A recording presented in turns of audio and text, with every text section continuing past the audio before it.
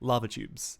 Parts are even still volcanically active. Oh dear. Small hydrothermal vents release smoke into the caves that slowly settles like rain. If you can model how the smoke flows through the caves, you might be able to avoid it and be that much safer. The submarine generates a height map of the floor of the nearby caves for you. Slowly set. Smoke that settles like rain. Cool. Smoke flows to the lowest point of the area it's in. For example, consider the following height map. Each number corresponds to the height of a particular location, where 9 is the highest and oh no. Oh no, find the low points. The locations that are lower than any of its adjacent locations. Yeah, this 2D grids in Haskell. 2D, this is not my strong point. This is not my strong suit. Most locations have 4 adjacent locations. I've done a question like this before. There's a really good one on, I think, HackerRank or maybe LeetCode with like a frog in a maze. There are really good, elegant Haskell solutions to problems like this. I am not good at writing them. Not yet.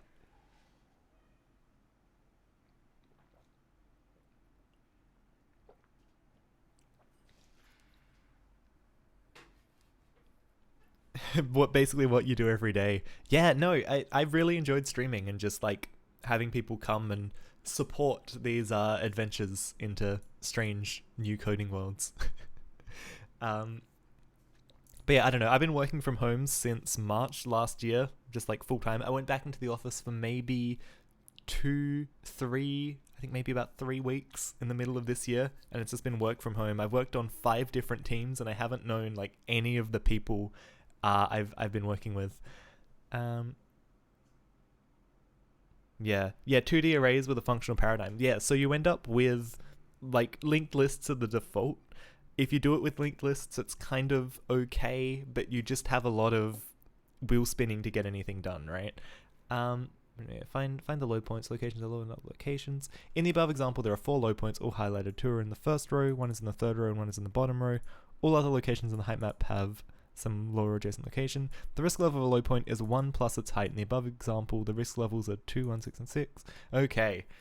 This one is also, yeah. I guess... for each... I mean, again, because we know that we're going to get a well-behaved input, right? Oh, that is a big grid. Oof. That's going to, not be... Well, it's actually not as scary as it seems, I guess, right? Because for each point, as long as we have big O n access, this is just going to be big O n, right? We're just going to do like at most 4 reads from our list for each point. If it's a 2D list, it gets a little bit more complicated, but we're not like, this looks like a big scary input, but it's actually not that big and scary.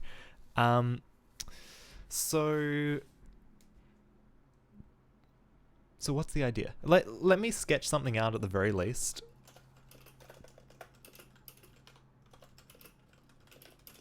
Solve day 8 part 1.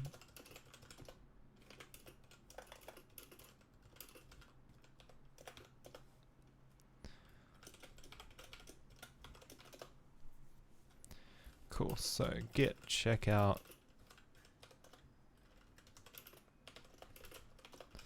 Okay, so let's just think about this quickly. So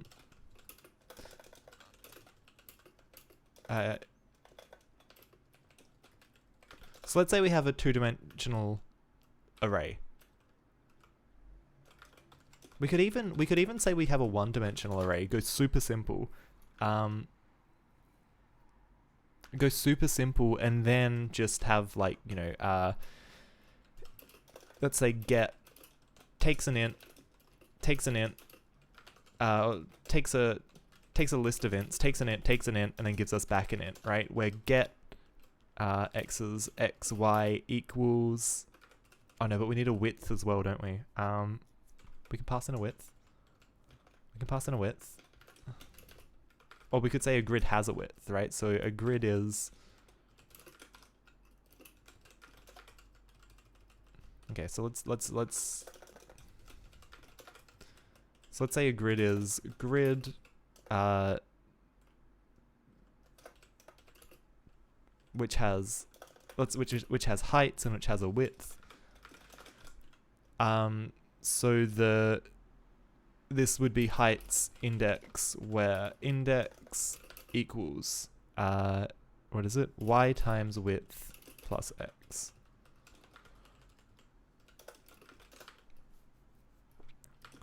So we can do this. We can do it like this, right? And then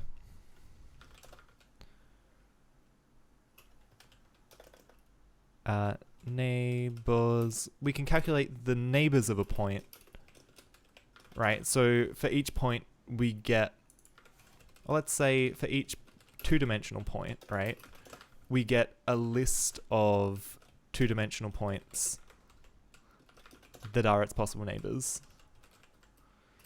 So let's say neighbors xy equals filter bounds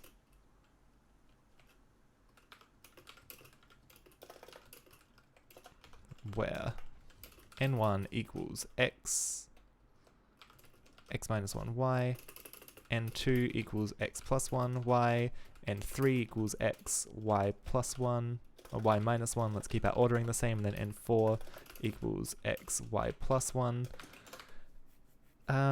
Is lists of lists hard to manage? No, but I think in this case it's gonna be simpler to work with it in one dimension. Because we're not updating it, we could definitely do this in 2 dimensions as well. It would actually just, you know, if you imagine this as a 2-dimensional array, we would just say, like, we would access y and then access x from the result of that, right? I think the parsing is going to be easier to just get it into a flat list, for one thing. I don't know. We're going to treat them exactly the same at the end of the day. It doesn't really matter. I do, one of my solutions, I think, was it part 4? Not part 4. Part 3. I didn't do part 3 on this machine. One of my solutions used a bunch of 2D grids, or, like, you know, a list of lists as 2D grids. Anyway, bounds. So bounds is going to be our predicate. It's going to take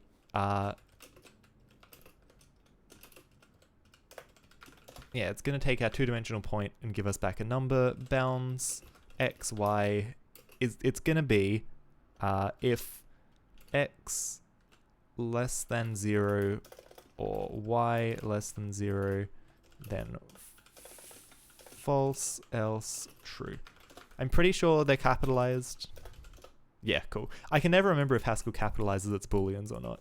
Can never remember if we're Python or not. So as long as we do this, it should be fine. We're going to assume that all our... Oh no, we need to check the edge as well. Ooh, that's more annoying. That's not as easy. Let's say we'll take in a grid as well then. We'll just add extra data, right? Because we need the data. Grid. And we'll just pass this width into the bounds. I guess we'll store the height as well. But we don't use the height here. Bounds, width, height. Or x greater than or equal to width. Oh, we need to grab it here. Grid. Don't care what the data is, width, height. Y greater than or equal to height. And we'll just tab this in a little. Perfect. Haskell may not like this indentation, we'll have to see. Cool. So, and this is a good example of... Oh, hold on. I was doing this with numbers, wasn't I? I like this more. I like not tying the bounds to the actual definition of the grid. This is a bit simpler, maybe. But yeah, this is a good example of partial application, right? So you can read this as bounds as a function which takes an int, and then takes an int, and then takes a point and gives us back a boolean. Or you can read this as a function which takes an int, and then gives us back a function from int to this, or, you know, takes an int, and then gives us back a function from a point to a boolean, right? So we're treating this is like one thing, and then this is the function that it returns. Partial application is really cool. I love it. Very useful tool. So am I in the right folder? I'm not in the right folder. Perfect. So if I say bounds 10, 10, let's say 5, 5, that's in bounds. If I say -1, -1, that's not in bounds. If I say -1, 1, that's not in bounds. If I say neighbors, oh, we need to make a grid first, don't we? Let's say grid, let's give it a width of 4 and a height of 4. Let's call it G. Let's call it G. Let's say neighbors G, 3, 3. Nice. So that gives us the point to the left. That gives us the point above, but it doesn't give us the point below or to the right because they would be out of bounds. Perfect. Perfect. And then if I go and say 2, 2 instead, we're going to get all 4 neighboring points. So yeah, the point to the left, the point to the right, the point above, and the point below. Perfect. Perfect. And if I do, I guess, like the... Yeah, cool, cool, cool, cool, cool. Cool, okay. We're in. And so then I just literally go over every single element, take the neighbors, and... or every single, point in the grid, take the neighbors. Now, can I do a list? Can I do a generator? So can I say 0, 0, 2, 2, 2? No. That's a pity. It's fine. It's just a pity. So what there's a good way to do this. Hold on. I can go, let's say all points, we'll take a width, a height, and we'll take back a list of all possible points, right? So all points, width, height equals, now there's a function zip. Yeah, literally just zip. So zip, 0 width, 0 height. Except I think we want, well, yeah, okay, let's just do this. I don't even know if this is worth putting in a function, right? This is so simple. But we'll wrap it for now. So we have every single point, and then we want to go from, what do we want to go from? We just want to, the risk level low point. Okay. So we want to go from a point, like a point's actual value. So from an XY coordinate, we want to go from,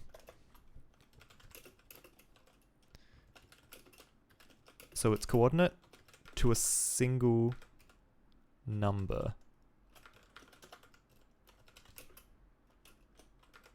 But we need the grid as well. So it's a grid, a point in the grid, and then a single number. Okay, so do we want to do it like this? Because we could just say that the risk of a point, like the risk of a point that isn't a low point, is just 0, right? So that kind of works. So risk grid points width height x y equals if low then value plus 1 else 0, where low equals, right? So it's a low point if it's smaller than all of its neighbors. So I guess we can do this like the dumb way. Let's take the neighbors first, right? So neighbors takes the grid PS width height. It takes our point x, y.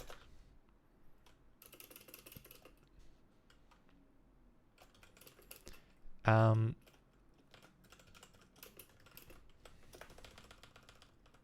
guess we could just say, right, if the minimum number, the minimum value from our neighbors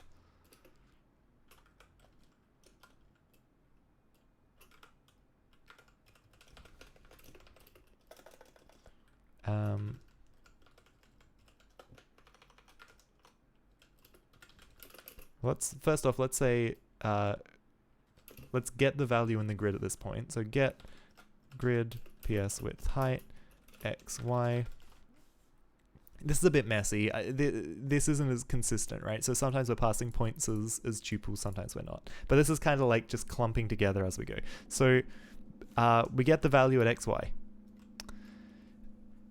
We get all of our neighbors, and then we get the minimum value of ourself and our neighbors. No, that doesn't work, does it? Because then if one of our neighbors has the same value, oh,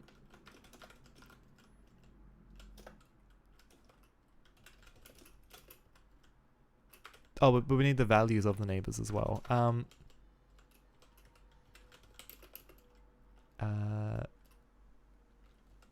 Get.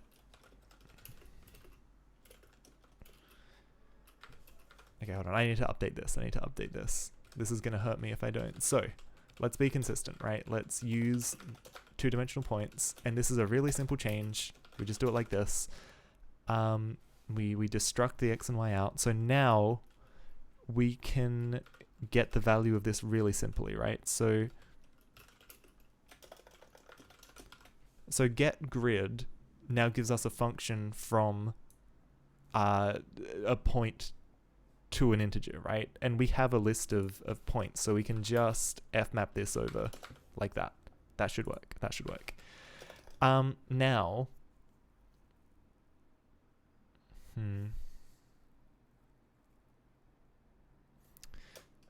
I guess that the check is just low. So let's say checked equals, right? So let's do another fmap. So for every point in n values, right? So we're going to do something for every neighbor value. So x goes to value strictly less than x. So if the value is strictly less than the neighbor, this is going to give us a list, right? A list that tells us, is this point lower, strictly lower than all of its neighbors? All of its neighbors. Is it strictly lower than all of its neighbors? And so we can fold that. We can fold or over that, right? So if any of these values is true,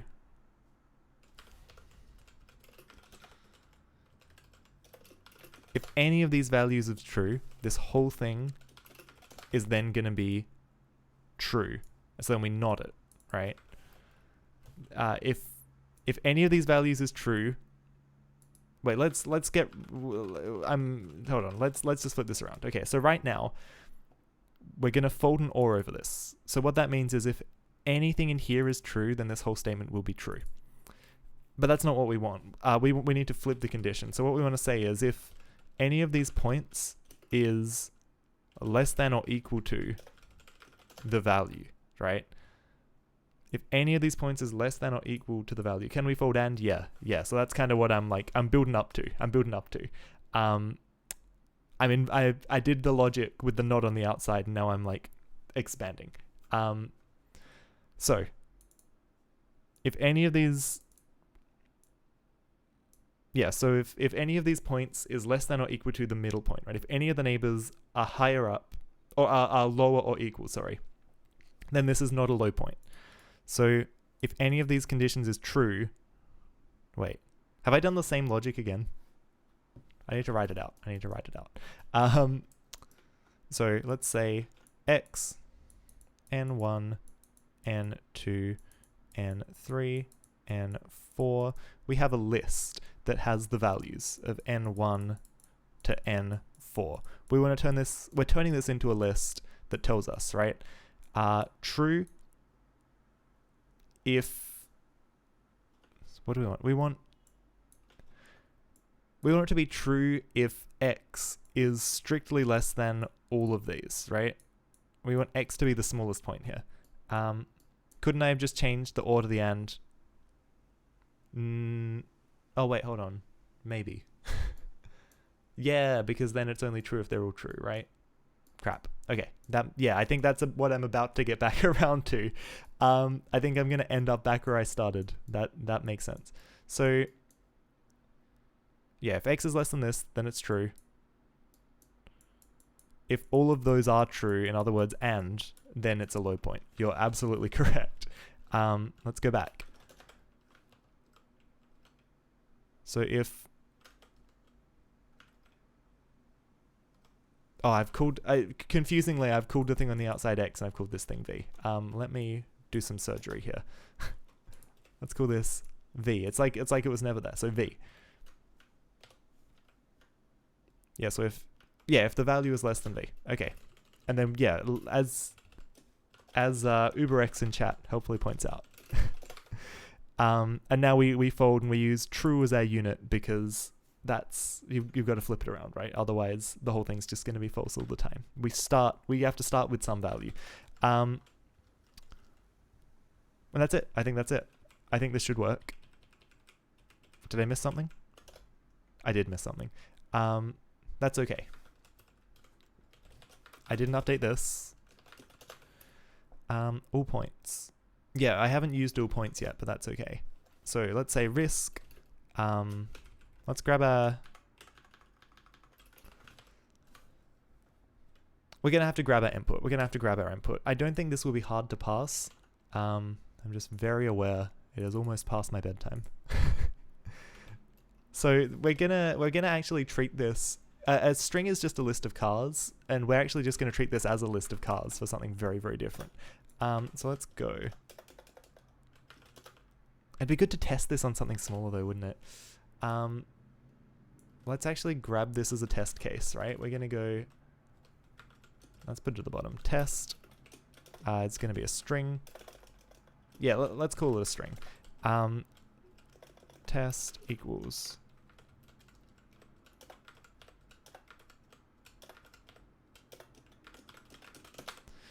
Okay, so we'll load this in here. We'll do some fiddling with this. So we can fmap a function called, I think we need to import data.car, maybe? What's it freaking called? Is Hugel a .org? That was maybe a bit dangerous. Hugel. Hugo.haskell.org. Who knows what page I just opened? Who knows what I just viewed? Car to int. This is a really cool website. Digit to int. There we go. Data.car. Isn't that what I... Okay, digit to int. So we can digit to int. Cool. So digit to int takes... a car, gives us an integer. A string is just a list of cars, so we can use this fmap function we've been using. We can turn the digit 2 into the actual integer value 2, and we can map that over the whole string, and then we just get this as this list. So that is what our grid will take. So now we can make this into a grid, right? Grid digit to int test. And then we're just going to use our eyeballs, right? So 1, 2, 3, 4. So it's 5 high, 1, 2, 3, 4, 5, 6, 7, 8, 9, 10 across. So it's 10, 5. G, we don't have a show for grid. That's okay. Let's say risk. So this is 0, 1, 2, 0, 1, 2. So the risk of 2, 2 should be 6. G, 2, 2, 6. Did that just work first time? Did that just happen? I love it. Okay, let's just throw the actual problem at this and see what happens. Main equals do. Input. And we just read file input. Yeah, because now we just treat this as a big dumb list, right? So here we go. Home stretch. Input is read file. So let's just call it D. Digit to int. can put in. Oh wait, we need the width. That's the only thing.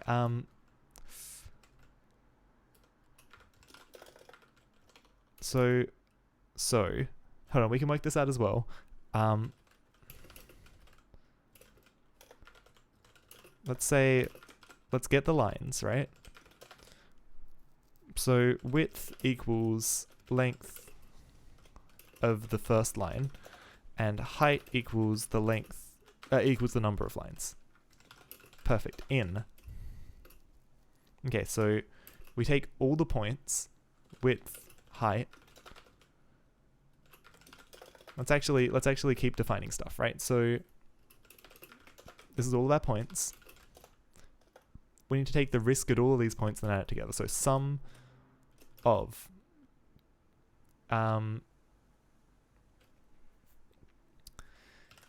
fmap risk grid grid d width height, right? So this, right, this with the first thing applied, this is a function from a point to a single value. PS is a list of points, so we can just fmap this over that and then maybe just print this out at the end. Is this gonna, does this just work? Digit2int. We need to import data.car. Digit2int, not a digit. Okay, this is fine, this is fine. We just need to do something to this first. We just need to say filter not equal to the new line character, right? So we filter out new lines. We filter out new lines. And that's not how you do not equal to in Haskell. Index too large. Okay, something's gone wrong. Something's gone wrong. Something's gone wrong. Let me check. Ah, yes, this goes all the way up to... Yep.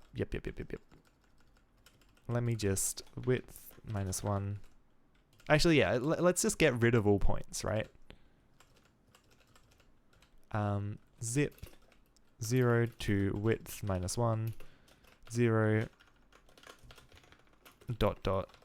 height -1.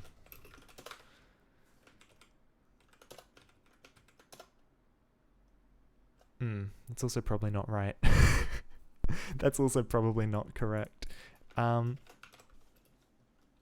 try it and see. There is a 0% chance this is correct. Okay.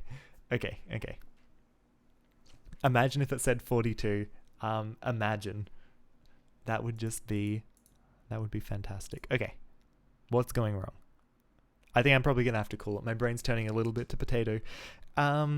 Oh, I feel like I'm so close, though. I feel like I'm so close. Oh,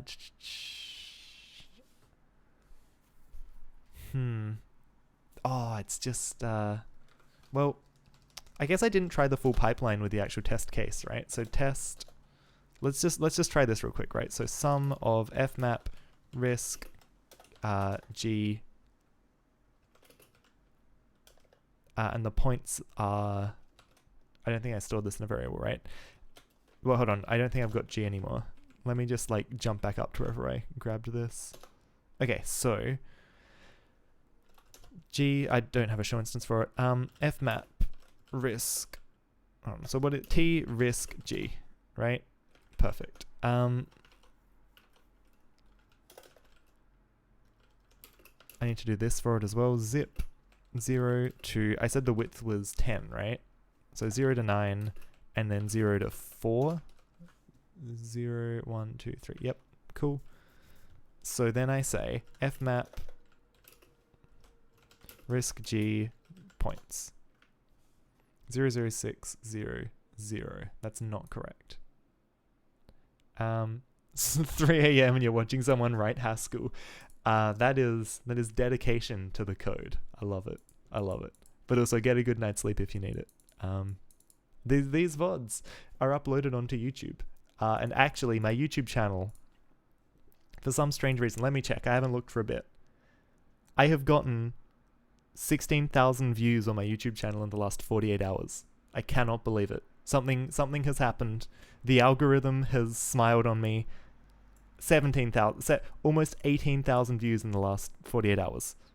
I can't believe it. But my point is, thank you. I'm absolutely blown away. I think I have maybe gotten this many views on YouTube in total since like 2014 when I started uploading stuff. You know, I've never done it very seriously, and I still don't do it very seriously. So having like actual views coming in, oh, it is mind blowing. But my point is, I do upload all of this stuff to YouTube. I've got a much less refined stream of me spending 2 hours on Advent of Code Day 4 trying to do it in Haskell. Did not go this well. I'm smashing this in comparison, except for the fact that this is not the correct answer. Why is this only giving me 5 points? 1, 2. Yeah, of course this is wrong. I'm only checking the diagonal. All points. The channel is called, actually, if you go to my website, if you go to my wonderful website, coding.tommarks.xyz, look, I've got it bookmarked and everything. Nice simple website.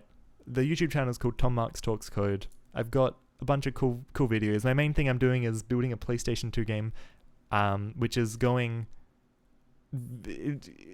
It's up and down. It's hot and cold. I haven't made the Haskell video public yet. I just did the thumbnail for it this morning. But yeah, that's getting ready to go. So yeah, if you want to watch weird nerdy code stuff, fantastic channel, if I do say so myself. Highly recommend it. Highly recommend it. Okay.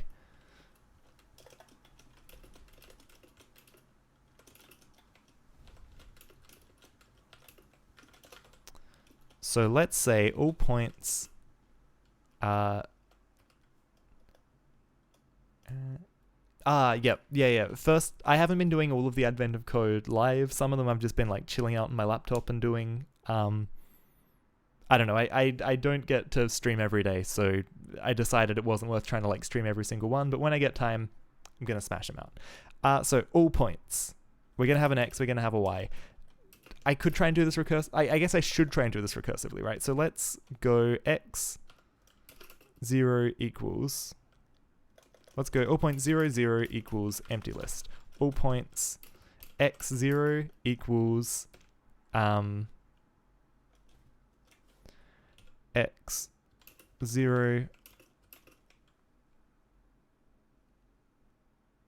Wait, xy... How do we do this recursively? x0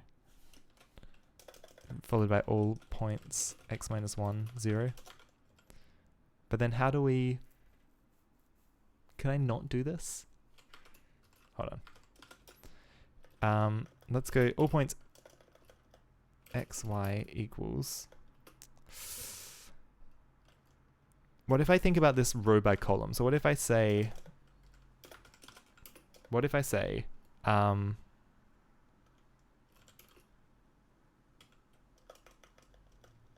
let's go all points x0 equals row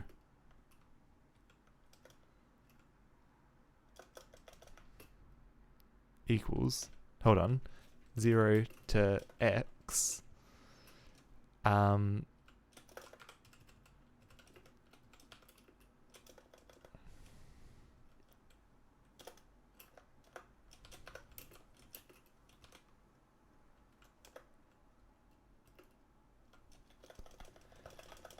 what if we go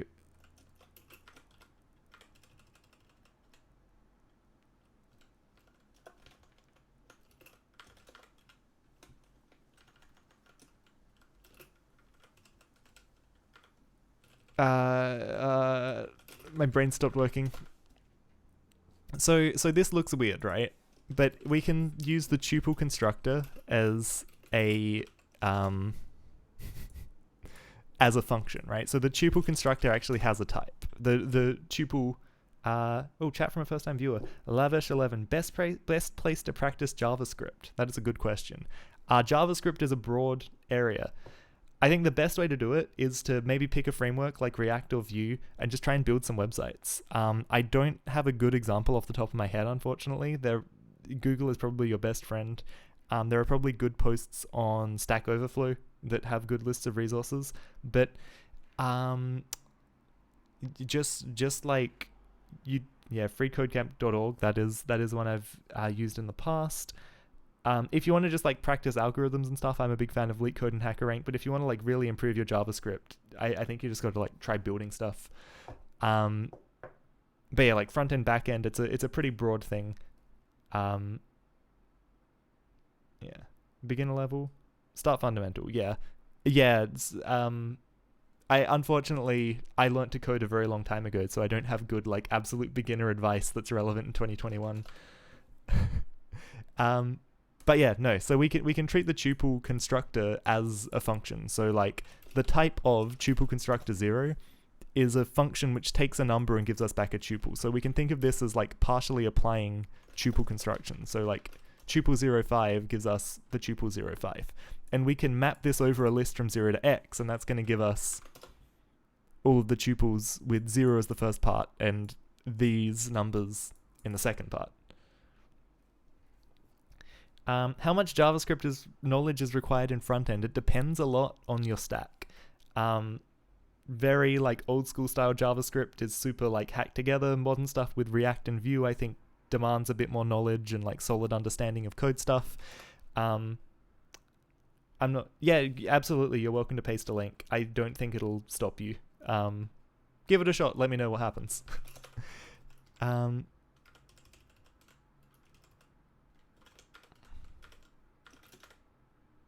Okay, so we're going to end up with a list of this. So what if we do all points x, y equals y.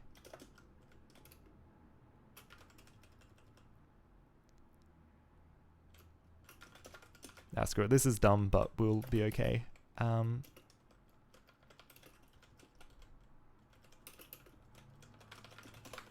This is bad because like these cases are the same. There are better ways to do this. Cool. Either way, this will work. Solve all points. Data duplicate type signature for all points because we didn't delete the old one. Okay, this time we're actually going to get all the points though. Maybe.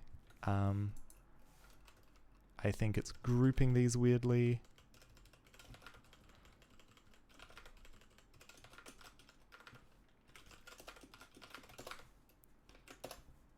Now it's, oh dear. Could not match expected type with actual type. Expected type in the function is applied to 2 arguments, but its type has none. It's applied to 2 arguments, but its type has none.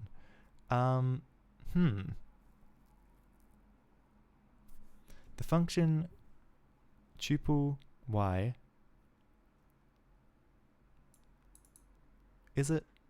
It's the grouping of these calls, right? Because I can type this into the thing,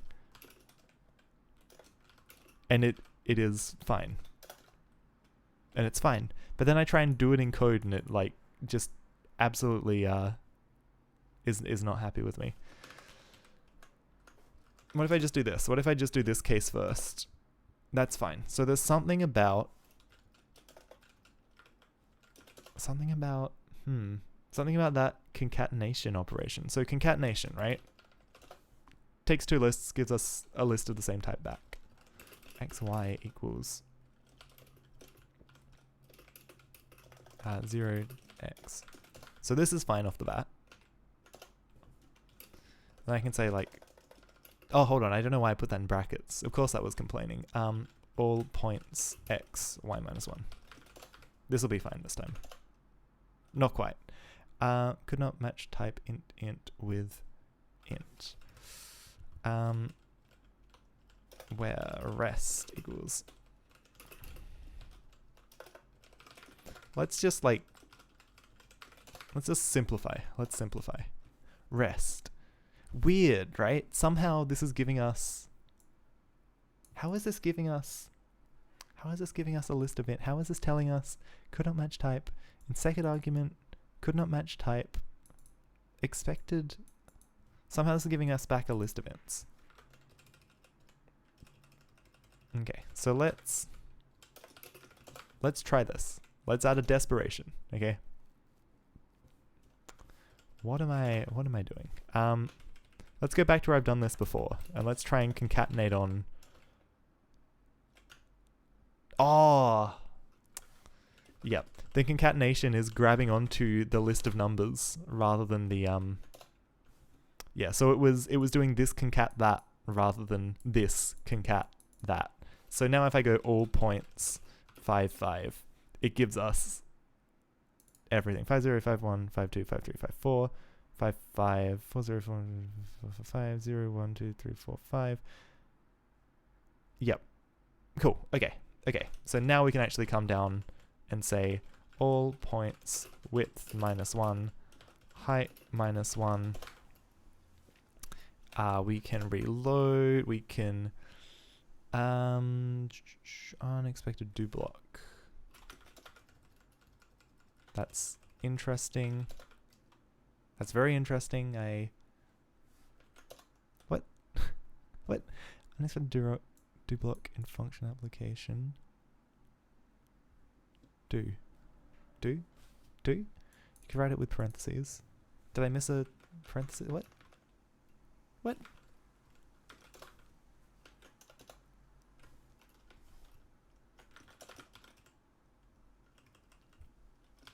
In. I missed the keyword in. There we go. That'll do it. Main. This is going to be right. First time every time. First time every time. Nailed it. Oh, that was a lot of pain and suffering to get there. Need to find the largest bay. Yeah, no, I can't do this right now. Oh, I'm crashing. I'm crashing hard. We did it. We did it. So I'm almost up to date, right? I've at least got something for every day, and if I look at my little private leaderboard with a few of my mates, I'm not doing super well, but I'm doing better than I was, right? I'm doing worse than the people who are actually doing it every day, but I'm doing better than the people who aren't doing it. And at the end of the day, what more can you ask for? I'm going to have to call it there. I'm very tired. I probably showed at the end there. I just got very desperate to do that. I hope my scribblings were fun and interesting and made some sense. I did better at the start. The crab submarine, that was the peak. Thank you very much for tuning in. It was great to see some new faces, some new followers. Yeah, check out the YouTube channel if you want to see more of this. I'm going to do some more Advent of Code streams, hopefully. And yeah, it's going to be good stuff. Thank you, and I'll see you next time. Good night.